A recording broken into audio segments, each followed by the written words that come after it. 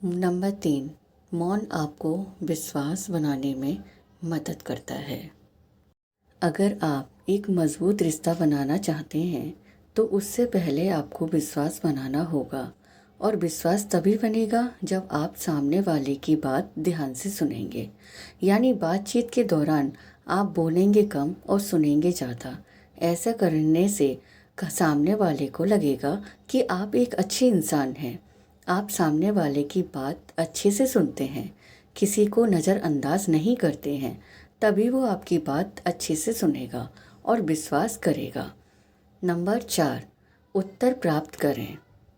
आपने कई ऐसे लोगों को देखा होगा जो सवाल पूछने के बाद भी नहीं रुकते, अपना बड़बोलापन जारी रखते हैं या सामने वाले को बोलने का मौका ही नहीं देते। अगर आप भी ऐसा ही करेंगे तो आपको सामने वाले का नज़रिया जानने का मौका नहीं मिलेगा। लोग आपके सवालों का जवाब नहीं देंगे। इसीलिए कोई भी सवाल पूछने के बाद चुप रहना चाहिए। अपनी राय नहीं देनी चाहिए। यह जानने की कोशिश नहीं करनी चाहिए कि उस सवाल पर लोगों की क्या राय है। हो सकता है आपको कुछ नया सीखने को मिले।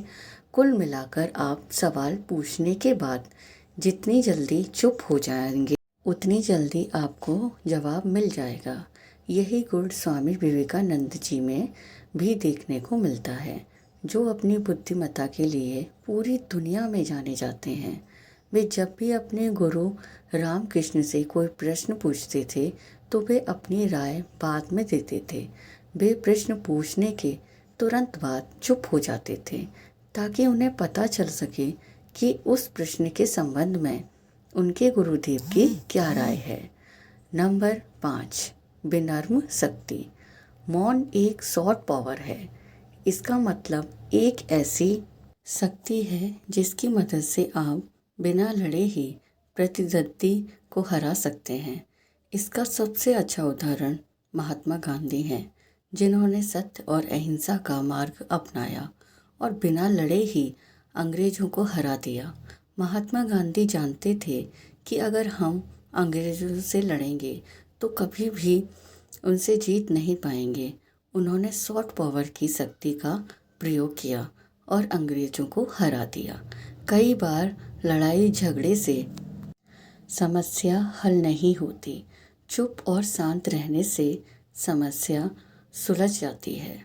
नंबर 6, विचारपूर्ण मौन। द क्वाइट बुक की लेखिका सुसान कैन अपनी किताब में बताती हैं कि विचारपूर्ण मौन कई समस्याओं से बचा सकता है। एक लड़का लैपटॉप खरीदने जा रहा था और रास्ते में उसे एक पुराना दोस्त मिलता है जो उससे कहता है कि जिस जगह पर तुम लैपटॉप खरीदने जा रहे हो उसके पास एक घर है, कृपया उसे वहीं पहुंचा दो।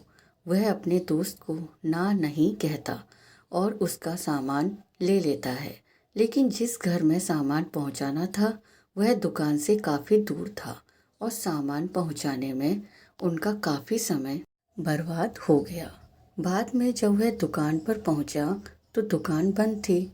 उसे अपने दोस्त पर बहुत गुस्सा आ रहा था। इसीलिए हमें हमेशा हाँ नहीं कहना चाहिए। हमें ना कहने और चुप रहने की ताकत को समझना चाहिए।